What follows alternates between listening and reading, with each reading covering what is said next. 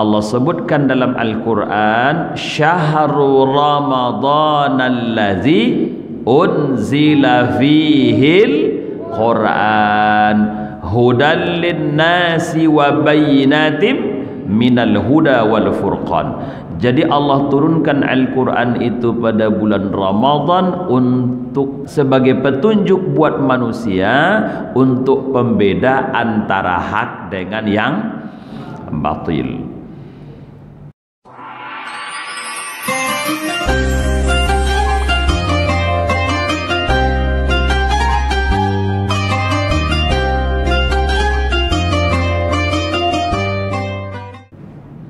Assalamualaikum warahmatullahi wabarakatuh.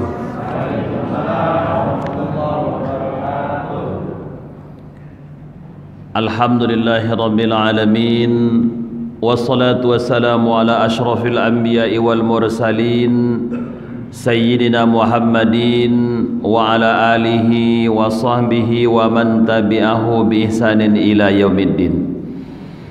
قال الله تعالى في القرآن الكريم أعوذ بالله من الشيطان الرجيم بسم الله الرحمن الرحيم وننزل من القرآن ما هو شفاء ورحمة للمؤمنين ولا يزيد الظالمين إلا خسارا صدق الله العظيم. Ada ikan bernama ikan kakap, dibersihkan dulu dengan air hangat. Sekalipun bapak ibu baru selesai i'tikaf, yang penting kita tetap semangat. Alhamdulillah. Masuk ya Allah Rabbi. Bersyukur kita kepada Allah Subhanahu wa taala. Alhamdulillahi rabbil alamin. Pagi ini kita diberikan oleh Allah Subhanahu wa taala kesempatan untuk menambah amal kita. Alhamdulillah. Mudah-mudahan amal kita di dalam bulan Ramadan yang mulia ini diijabah oleh Allah Subhanahu wa taala. Amin ya rabbal alamin. Bersalawat kita buat Nabi kita Muhammad sallallahu alaihi wasallam. Allahumma salli ala sayyidina Muhammad wa ala alihi wa sahbihi ajma'in. Mudah-mudahan kita semua mendapatkan syafaat dari beliau di yaumul akhir kelak. Amin ya rabbal alamin.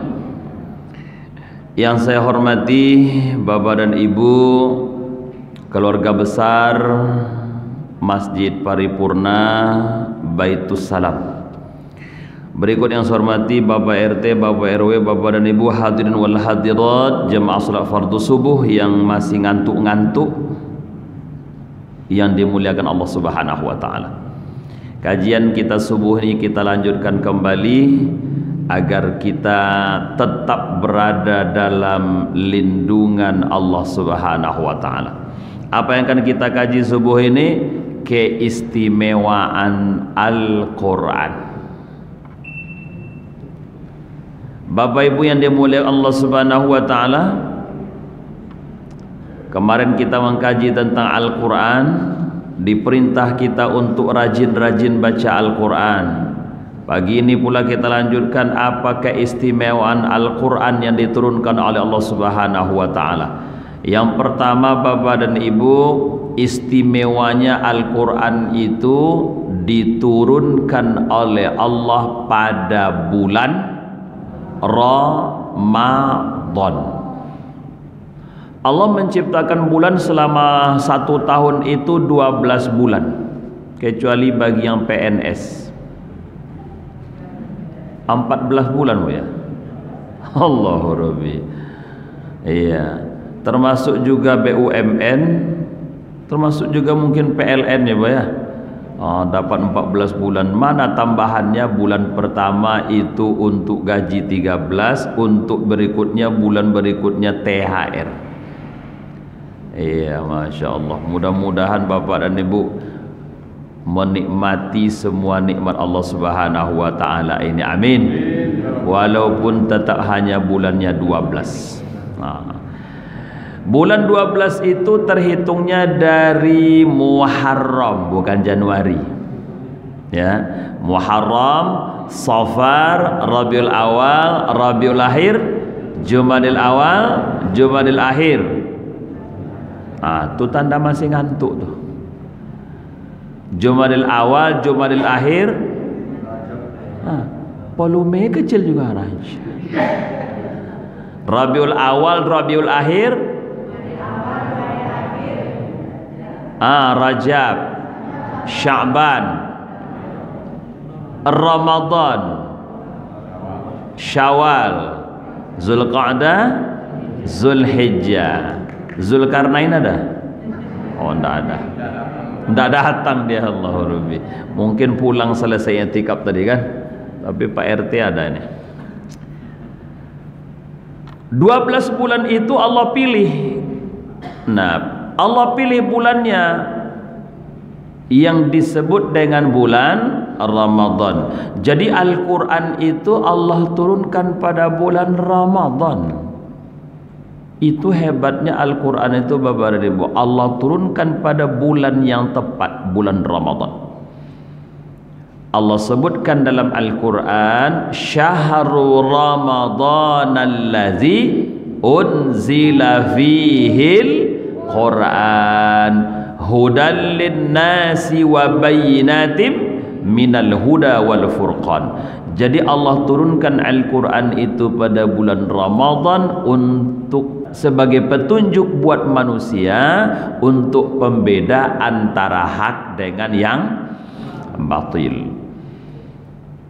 Ramadan yang mulia ini Bapak dan Ibu berarti ada kaitannya dengan Al-Quran. Maka setiap Ramadan datang, saat Ramadan pula dilakukan peringatan nuzul Quran. Semoga Bapak dan Ibu Al-Quran yang diturunkan oleh Allah ini benar-benar Bapak dan Ibu bisa kita jadikan pedoman dalam kehidupan kita. Karena ini adalah kalam Allah Subhanahu wa ta'ala. Tadi malam Bapak dan Ibu i'tikaf mulai dari jam 10 malam sampai hari subuh ini masih berada di masjid. Sudah batal i'tikafnya, diulang lagi. Karena mungkin tadi sudah sampai ke rumah kan. Sampai ke rumah masuk masjid lagi, ulang lagi. Sengaja aku i'tikaf di masjid ini lillahi ta'ala. Walaupun sebentar kita dapat i'tikaf. Malam tadi mungkin Bapak Ibu membaca Al-Quran. Nah, Al-Quran yang kita baca tadi malam itu adalah Al-Quran yang diturunkan oleh Allah Subhanahu wa ta'ala pada bulan Ramadan. Karena Bapak dan Ibu tadi membaca Al-Quran, saya yakin Bapak dan Ibu yang membaca Al-Quran tadi malam ini menjadi bagian dari ibadah Bapak dan Ibu yang tak bisa dilepaskan. Terasa tuh Bapak Ibu yang membaca Al-Quran itu. Dan Bapak dan Ibu yang belum serius baca Al-Quran, malam besok dan seterusnya seriuslah baca Al-Quran. Karena Al-Quran ini istimewa. Dari waktu penurunannya saja Allah pilih bulannya istimewa. Ramadan ini memang istimewa Bapak dan Ibu. Apapun yang kita lakukan di bulan Ramadan ini Bapak dan Ibu, nikmat luar biasa. Puasa luar biasa nikmatnya. Ibadah apalagi. Oleh karena itu Ramadan ini jangan disia-siakan. Karena kita belum tahu bertemu dengan Ramadan tahun depan. Yang kedua, keistimewaan Al-Quran itu adalah yang menerima Al-Quran nabinya juga istimewa. Allah menciptakan nabi itu bukan 1-2 orang. Yang wajib diketahui saja ada berapa orang nabi? 25. Yang 25 itu Allah pilih lagi. Siapa yang terbaik untuk menerima Al-Quran ini? Ternyata yang paling baik itu menurut Allah Subhanahu wa ta'ala Nabi Muhammad sallallahu alaihi wasallam. bulan diturunkannya istimewa, Nabi yang menerimanya juga istimewa. Menyebut namanya saja hati kita sudah tenang Bapak Ibu. Tak percaya Bapak Ibu sering berselawat, tenang tak hati Bapak dan Ibu? Insya Allah tenang. Disenandungkan saja tenang, ya kan? Apalagi Bapak dan Ibu berselawat membayangkan bertemu dengan Nabi Sallallahu Alaihi Wasallam.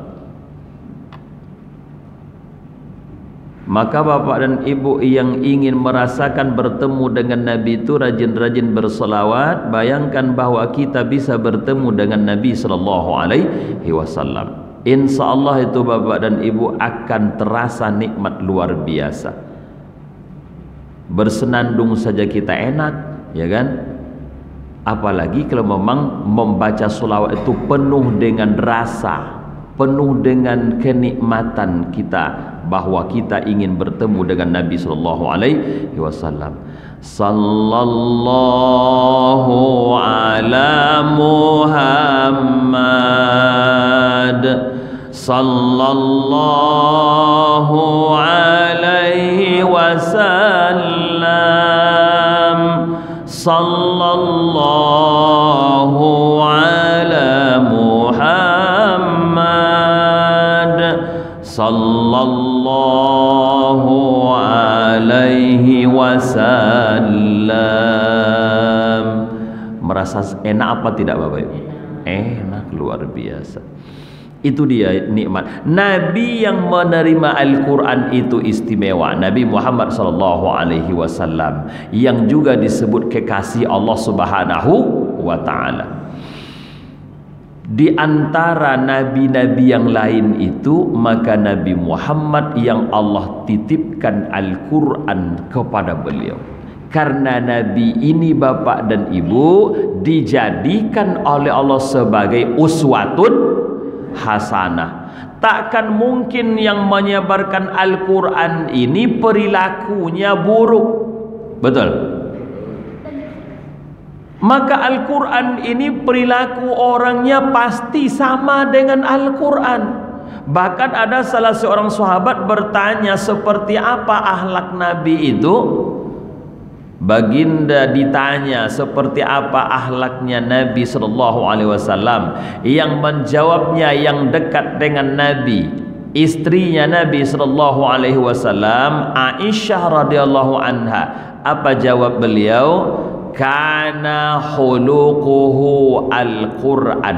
Akhlak Nabi itu adalah Al-Quran. Maka Al-Quran diturunkan kepada Nabi yang istimewa. Akhlak Nabi itu baik, karena Nabi itu bukan dididik oleh manusia. Nabi itu bukan lulusan perguruan tinggi, tapi Nabi itu langsung dididik oleh Allah Subhanahu wa taala. Adabani, saya dididik, kata Nabi sallallahu alaihi wasallam. Siapa mendidiknya? Allah. Fa-ahsana ta'dibi, maka didikan Nabi itu memang didikan yang sempurna. Buktinya Bapak dan Ibu, sejak kecil Nabi Muhammad itu tak pernah berbohong sampai meninggal dunia. Luar biasa. Tapi kalau manusia yang mendidiknya, ada nak lulusan perguruan tinggi yang tak bohong hari ini? Ada.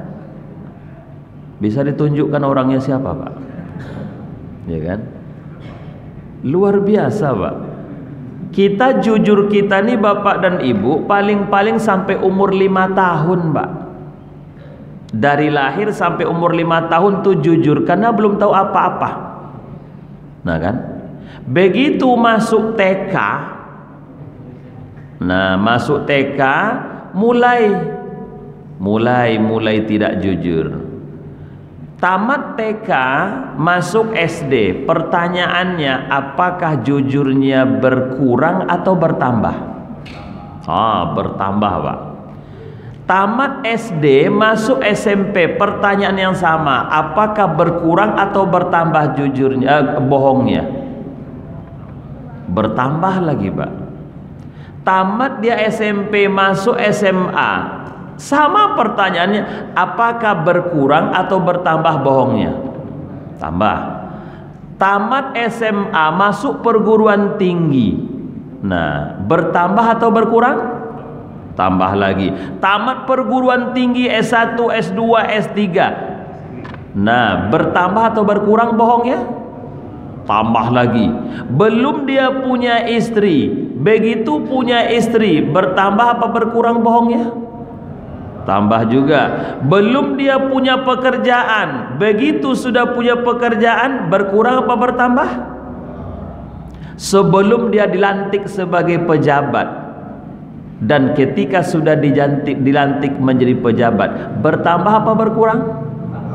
Allahu Rabbi. Masya Allah. Luar biasa kan, Pak ya? Lalu pertanyaan berikutnya, kapan kita tidak berbohong? Kalau sempat kita lah yang disuruh oleh Allah menerima Al-Quran ini, kacau, Pak. Akan muncul fatwanya. Apa fatwanya? Titip uang bisa berkurang, titip omong berlebih, bertambah. Itu yang kacau tuh, Pak. Iya, kalau Al-Quran sempat seperti itulah oleh Nabi, oh kiamat sudah.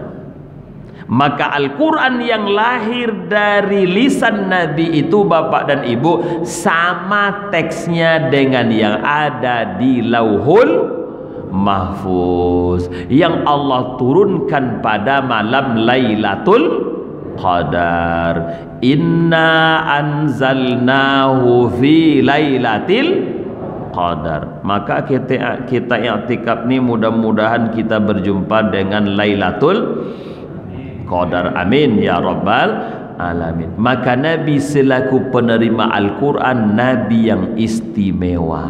Masya Allah. Yang ketiga, yang menurunkan Al-Quran, Allah. Yang membawa Al-Quran itu, Bapak dan Ibu, kepada Nabi Sallallahu Alaihi Wasallam adalah malaikat Jibril. Malaikat Jibril itu istimewa. Ada 10 malaikat yang Allah Subhanahu wa Ta'ala jadikan, dan ini wajib untuk diimani dan wajib diketahui beserta tugas-tugasnya. Dari sekian banyak malaikat yang diciptakan oleh Allah Subhanahu wa Ta'ala, malaikat Jibril, Mikail, Israfil, Israel, apa lagi? Munkar, Nakir, Rakib, Atid, 2 lagi, Malik, Ridwan. Sebanyak 10 malaikat yang Allah pilih untuk menurunkan Al-Quran kepada Nabi, malaikat Jibril. Jadi malaikat Jibril itu datang kepada Nabi Sallallahu Alaihi Wasallam membawa wahyu dari Allah, diantarkan, dibawa oleh malaikat Jibril. Malaikat Jibril itu, Bapak dan Ibu, istimewa. Saking istimewanya, pada malam Lailatul Qadar itu malaikat turun semuanya, termasuk Jibril. Dan Jibril disebut dengan ruh. Tanazzalul malaikatu warruh. Semua malaikat turun termasuk Jibril memadati bumi. Subhanallah, luar biasa. Maka malaikat Jibril mengantarkan wahyu kepada Nabi. Beliau adalah istimewa. Cirinya malaikat itu la ya'sunallaha ma amarahum wa yaf'aluna ma yu'marun. Ciri malaikat itu dia tidak pernah berbuat durhaka, berbuat maksiat kepada Allah, dan mereka melakukan apa yang diperintahkan oleh Allah Subhanahu wa ta'ala. Kalau Allah perintahkan bawa kalam Allah kepada Nabi, maka itu yang dibawanya sesuai perintah Allah. Kalau sempatlah tukang pos disuruh, nah, atau kita suruh yang mengantarkan Al-Quran ini menggunakan JNT, ya kan, menggunakan Gojek, ini payah nih Pak. Kalau paket saja bisa hilang, apalagi Al-Quran. Oleh karena itu Bapak dan Ibu, Allah perintahkan malaikat Jibril untuk menyampaikan Al-Quran kepada Nabi SAW. Maka malaikat Jibril menjadi yang terbaik di antara semua malaikat itu yang dipercaya mengantarkan wahyu kepada Nabi SAW. Penurunan Al-Quran itu Bapak Ibu yang dirahmati Allah Subhanahu wa Ta'ala, itu benar-benar Allah lakukan kepada makhluknya, malaikat Jibril dan Nabi Muhammad sallallahu alaihi wasallam. Masanya juga Allah tentukan selama 22 tahun 2 bulan 22 hari, dan oleh para ulama itu dikumpulkan semuanya menjadi 23 tahun. 23 tahun itu dibagi ke 2 tahap, 2 periode. Periode Mekah dan periode Madinah. Periode Mekah sejak Nabi berusia 40 tahun sampai Nabi berusia 53 tahun. Berarti berapa tahun itu? 13 tahun. Periode Madinah itu sejak umur 53 sampai terakhir 63. Berapa tahun? 10 tahun. Jadi Nabi itu Bapak dan Ibu melakukan kepemimpinannya di Madinah itu selama 10 tahun.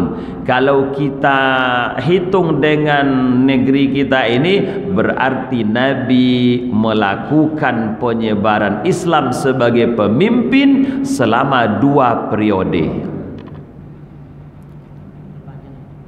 Nah itu dia Bapak Ibu yang dimuliakan Allah Subhanahu wa Ta'ala. Ciri ayat yang turun di kota Mekah itu diawali dengan surah, diawali dengan kalimat ya ayyuhan nas, wahai manusia, karena memang saat itu masih prioritas untuk melakukan mengakui Allah sebagai Tuhan dalam bentuk akidah. Maka dipanggillah dengan ya ayyuhan nas. Apakah manusianya beriman, kafir, atau manusia munafik? Karena dalam Al-Quran kalau berbicara tentang an-nas itu setidaknya Bapak dan Ibu ada 3. Pertama manusia amanu, ya ayyuhallazina manu. Yang kedua kafir, innallazina kafaru. Yang ketiga kadang dia beriman, kadang dia kafir, maka disebut dengan munafik. Nah, jadi beriman, kafir, munafik. Jadi yang di masjid yang hadir saat ini diyakini orang beriman semua, alhamdulillah. Yang kafir takkan ada datang malam ini, takkan ada. Yang munafik tidak ada juga ya, alhamdulillah. Mudah-mudahan tak ada. Pokoknya selama di masjid ini tak ada. Nanti sudah pulang, baru ada. Allah Rabbi. Nah, ditanya oleh anaknya, nenek kemana tadi malam? Nenek tidak ada, di rumah aja neneknya. Padahal dia iktikaf tadi tuh. Nah, kenapa? Karena takut cucu kehilangan nenek, dibilang saja tidak ada kemana-mana, padahal dia iktikaf. Kalau begitu bisa sumbing pula iktikafnya, karena neneknya berbohong sama cucu. Allahu Akbar. Hadirin bapak dan ibu yang dimuliakan Allah, keempat keistimewaan Al-Quran itu diturunkan Allah adalah sebagai mukjizat bagi Nabi Muhammad sallallahu alaihi wasallam dan sebagai pahala kepada orang yang membacanya. Itulah hebatnya Al-Quran, istimewanya Al-Quran sebagai mukjizat dan sebagai pahala bagi yang membaca. Nabi-nabi sebelumnya juga ada mukjizat. Di antaranya seperti Nabi Musa. Apa mukjizatnya Nabi Musa? Tongkatnya bisa menjadi ular. Tongkat Nabi Musa bisa membelah laut. Lalu ketika itu digunakan oleh umat Nabi Musa, apakah punya fungsi lagi? Tidak bisa. Kalau Al-Quran mukjizat bagi Nabi dan juga dapat digunakan oleh umat.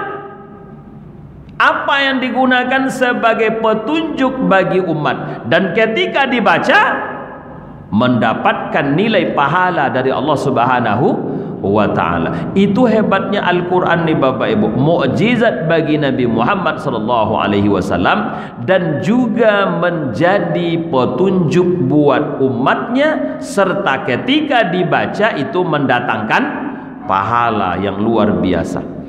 Jadi Bapak Ibu yang dimuliakan Allah Subhanahu wa ta'ala, Al-Quran ini bukan kaleng-kalengan, tapi memang produknya Allah Subhanahu wa ta'ala. Maka Al-Quran disebut dengan kalamullah, kalam Allah, yang diturunkan kepada Nabi Muhammad melalui perantaraan Jibril alaihi salatu wassalam sebagai mukjizat bagi Nabi dan beribadah ketika dibaca. Itulah hebatnya Al-Quran, luar biasanya Al-Quran. Jadi bapak dan ibu yang dimuliakan Allah, jangan pernah meremehkan Al-Quran. Kadang kita nih bapak ibu suka-suka saja meremehkan Al-Quran. Saya harap kepada kita yang hadir pada kesempatan ini, kasih tahu kepada orang lain, kapan itu ketika bapak melihat Al-Quran dijadikan oleh orang lain sebagai bahan ejekan atau sebagai bentuk yang tidak menghargai Al-Quran. Sering terjadi bapak dan ibu di kalangan kita sesama kita. Contoh ketika kita takziah malam pertama, kedua, ketiga, atau sedang membaca Yasin saja, atau ketika kita wirid rumah ke rumah yang rutin setiap minggu di RT A, B, C, D. Begitu bapak dan ibu akan menerima surat Yasin. Surat Yasin itu Al-Quran apa tidak itu? Al-Quran. Nah besok kalau bapak dan ibu masih menengok orang membagikan surah Yasin itu tidak dengan hormat, sampaikan kepada dia, tolong dihormati karena itu adalah Al-Quran. Ini Yasin nih pak, bukan Yasin. Yasin itu bagian dari Al-Quran, cuman karena dia diambil satu itu saja, maka kita sering menjadikan itu tidak dihormati. Begitu membagikannya, kalau dekat dikasih ini pak, ini pak, ini pak, ini pak. Kalau sudah agak jauh, langsung pak. Diambil cat gitu, luar biasa. Kadang-kadang macam membagi kartu remi pula. Masya Allah. Yasin. Nah, ada lagi bapak dan ibu, selesai dibaca itu bapak dan ibu, nah diletak saja di tengah. Nanti begitu makan, lewat-lewat di tengah tu, kadang terlangkahi pula tu Yasin. Tak nampak surah Yasin tu lagi, nampak sama dia ayam goreng tu lah. Ayam goreng tu nampak, tapi Yasin, nah tak nampak sama dia lagi. Topi ja, ya Allah Rabbi. Bapak dan ibu yang dimuliakan Allah, Ketika bapak besok melihat, tolong. Kalau memang bapak dan ibu paham, ambil itu letakkan di atas, karena dia adalah bagian dari Al-Quran yang disulis sendiri, yang dibuat, dicetak sendiri, hanya Yasin saja, 83 ayat. Bahkan ada lagi di situ, ada surah-surah pendek, ya kan? Itu bagian dari Al-Quran. Maka bapak dan ibu yang dimuliakan Allah, perlu kita memahami Al-Quran itu istimewa. Hadirin bapak ibu yang dirahmati Allah subhanahu wa ta'ala, itu Al-Quran yang Allah turunkan kepada Nabi SAW. Lalu untuk apa itu? Apa fungsinya Al-Quran itu? Bapak ibu yang dimuliakan Allah subhanahu wa ta'ala, fungsinya Al-Quran yang kita baca itu bapak dan ibu, yang pertama adalah sebagai hudan. Apa mana hudan? Petunjuk. Ketika manusia itu mau berpegang kepada petunjuk, dijamin oleh Nabi tidak akan sesat. Bahkan Nabi menyebutkan hadis yang sering kita hafal, sering kita baca, bahkan sering juga kita dengar, ya kan? Taraktu fikum amraini, aku tinggalkan kepadamu dua pusaka besar. Ma in tamassaktum bihima lan tadillu abada. Jika kamu berpegang kepada kedua itu, Nabi nyatakan, dipastikan kita tidak akan sesat selamanya. Mana yang dua itu? Kitab Allah wa sunnata Rasul. Al-Quran dan sunnah Nabi SAW. Maka bapak dan ibu, jadikan Al-Quran itu sebagai petunjuk buat kita dalam kehidupan kita. Kapan Al-Quran itu bisa menjadi petunjuk? Setidaknya 3 syarat. Yang pertama, Al-Quran itu dibaca. Jadi Al-Quran itu bisa dia jadi petunjuk kalau dibaca. Bapak dan ibu, kalau tak dibaca, kapan dia menjadi petunjuk? Maka kita diperintah oleh Nabi untuk membaca. Iqra'ul Quran. Bahkan ayat pertama turun, Iqra', baca. Maka Nabi sebutkan Iqra'ul Quran, baca Al-Quran. Apa sebab? Fa innahu ya'ti yaumal qiyamah syafi'an li ashabi. Karena Al-Quran itu, bacaan Al-Quran itu akan datang besok kepada kita di hari kiamat sebagai pemberi syafaat kepada pembacanya. Jadi Al-Quran itu bapak ibu sebagai pemberi syafaat kepada kita. Kalau begitu bapak dan ibu, baca Al-Quran, baru dia mendapatkan petunjuk dalam kehidupan kita. Kalau ada petunjuk bapak dan ibu tidak baca, maka tidak akan bisa menggunakan.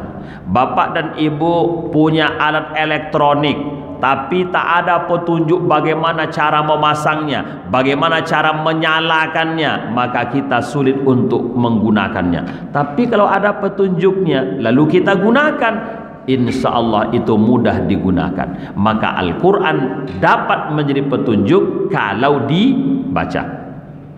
Yang kedua, kapan petunjuk? Kalau dipelajari. Dibaca, dipelajari. Kalau dipelajari, paham kan? Kalau tidak dipelajari, kapan kita bisa paham? Maka Al-Quran menjadi petunjuk kalau kita sudah paham.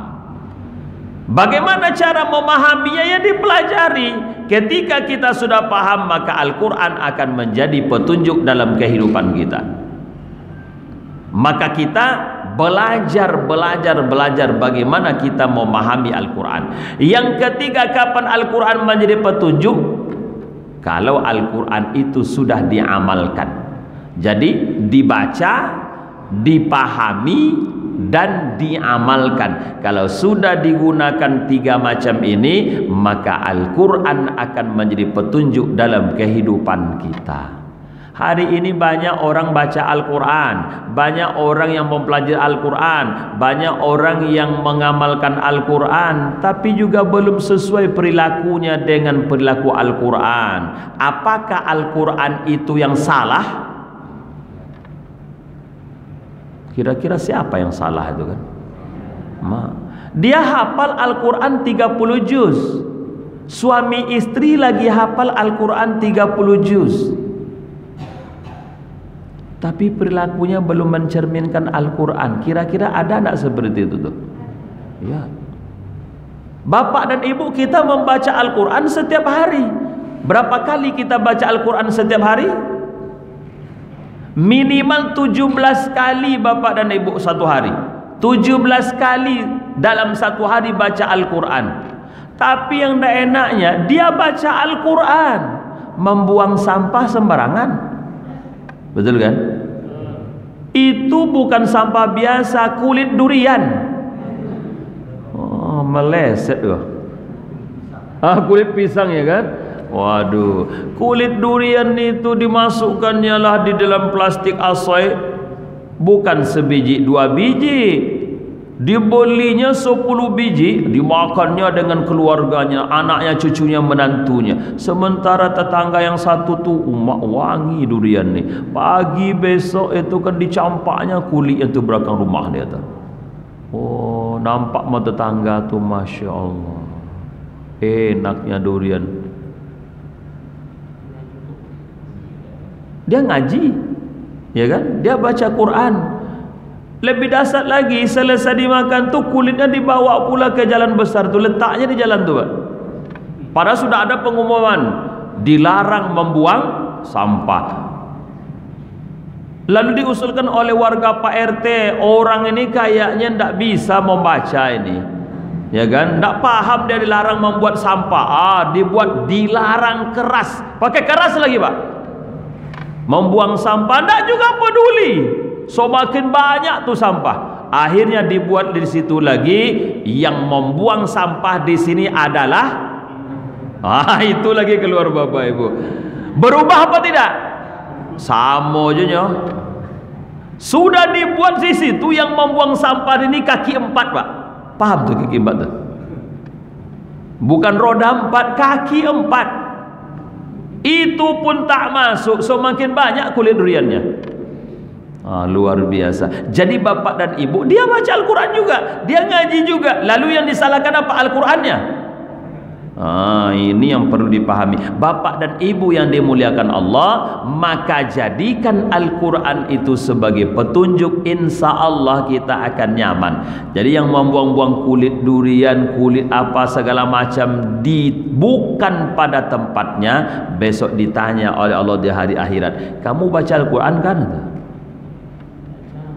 Baca ya Allah, tapi kenapa dibuang di situ? Maka bapak dan ibu akan bertanggung jawabkan.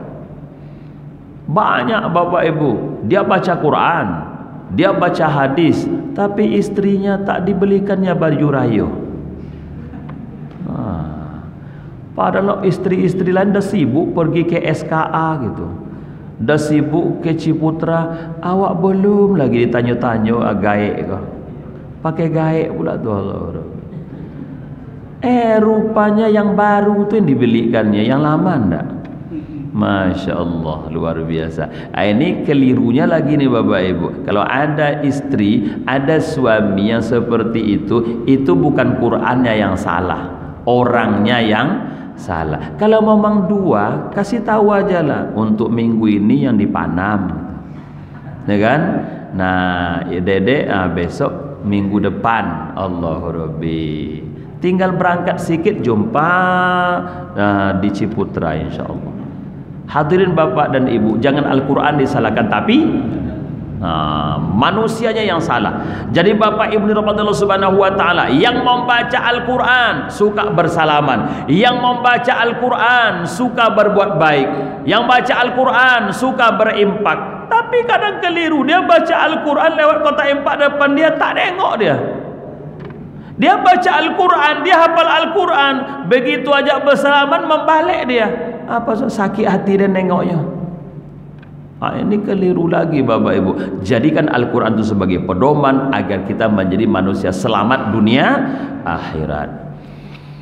Berikut fungsi Al-Quran itu Bapak dan Ibu yang dimuliakan Allah Subhanahu wa taala sebagai pembeda antara yang hak dengan yang batil.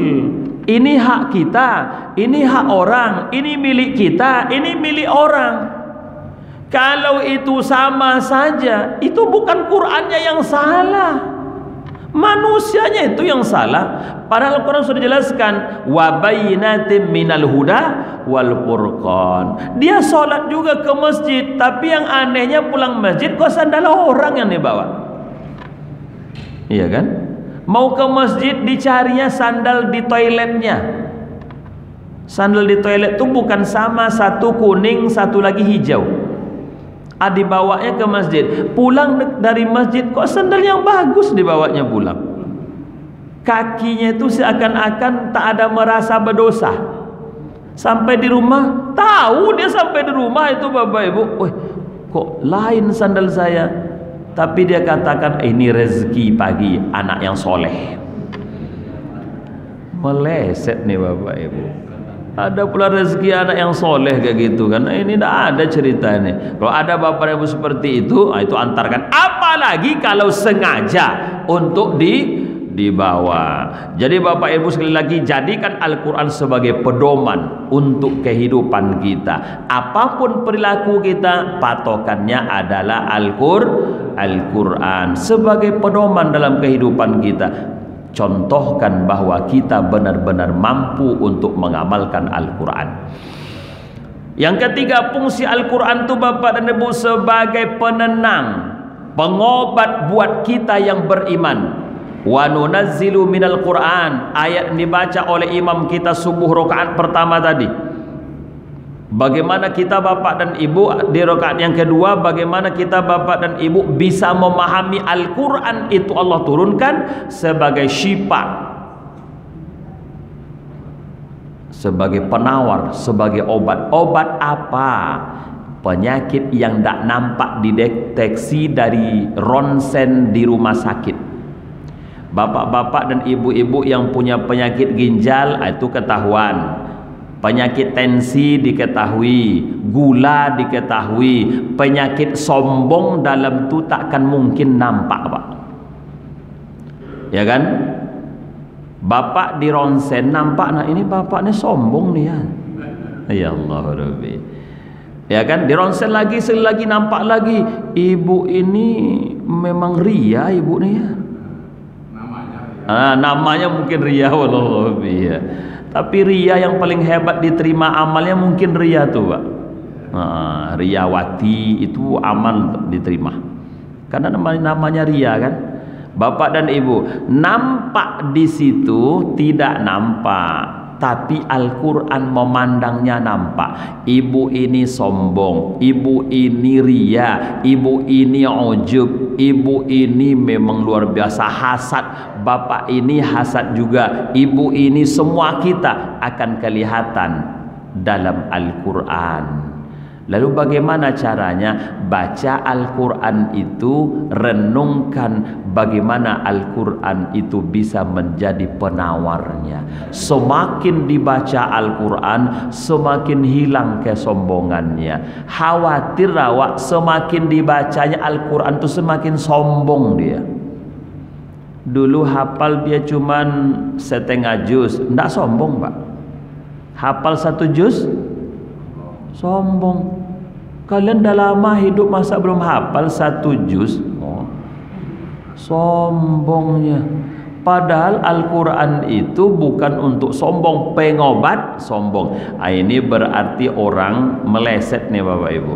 Allahu Rabbi. Hadirin Bapak Ibu, dengan membaca Al-Quran kita hilangkan kesombongan kita, apalagi membanggakan diri. Kita ini sombong kepada siapa saja bisa. Sombong kepada Allah bisa, sombong kepada orang tua, sombong kepada keluarga, sombong kepada anak yatim, sombong kepada fakir miskin, sombong kepada semua orang. Itu silakan buka dalam surah An-Nisa ayat 36. Allah tak suka kepada orang yang sombong. Innallaha la yuhibbu, Allah tidak suka kepada siapa? Man kana muhtalam fakhura, mereka yang menyombongkan diri dan membanggakan diri. Allah tak suka orang yang sombong. Kalau Allah suka kepada orang yang sombong, itu bukan Tuhan. Allah tuh tak suka. Jangankan Tuhan kita saja tak suka orang yang sombong. Tapi kenapa kita juga sombong? Oleh karena itu Bapak dan Ibu subuh yang mulia ini, ayo kita munculkan bahwa Al-Quran itu sebagai pengobat penyakit-penyakit hati yang ada dalam diri kita. Semoga dengan Al-Quran ini kita bisa menghilangkan penyakit itu secara bertahap. Ramadan ini kita hilangkan sombongnya saja dulu. Ramadan tahun depan kalau masih jumpa, dihilangkan pula sifat hasadnya. Begitu di usia kita yang sudah cukup lama, semoga itu hilang semua, insya Allah. Hadirin Bapak Ibu dan rahmat Allah Subhanahu wa taala. Jadi dapat kita pahami bahwa Al-Qur'an itu ternyata kitab yang Allah turunkan secara istimewa. Kemudian Al-Quran itu Allah turunkan ternyata sebagai petunjuk, sebagai pengobat, dan sebagai pemisah antara yang hak dengan yang batil. Jika kita jadikan pedoman, itu yang akan menyelamatkan kita dunia akhirat, insya Allah. Iqra'ul Quran, bacalah Al-Quran. Bagi mereka yang bagus bacaannya, mereka akan bersama malaikat ma'asa paratil bararah, dengan malaikat-malaikat Allah besok mereka di hari akhirat kelak. Amin ya rabbal alamin. Hadirin Bapak Ibu rahmatullah subhanahu wa taala, ini saja kajian kita subuh yang mulia ini. Semoga Bapak dan Ibu bisa untuk memahami dan mengamalkan Al-Quran secara sempurna. Hadirin Bapak Ibu rahmatullah subhanahu wa taala, ini waktu syuruk kita berapa menit lagi? Pas ya. Kalau pas berarti tak ada pertanyaan. Pas juga ya. Kalau ada pertanyaan lewat nanti nih. Hadirin Bapak Ibu yang Allah Subhanahu wa taala, semoga Allah mempertemukan kita pada minggu besok sebagai pertemuan akhir di bulan Ramadan. Billahi taufiq wal hidayah. Assalamualaikum warahmatullahi wabarakatuh.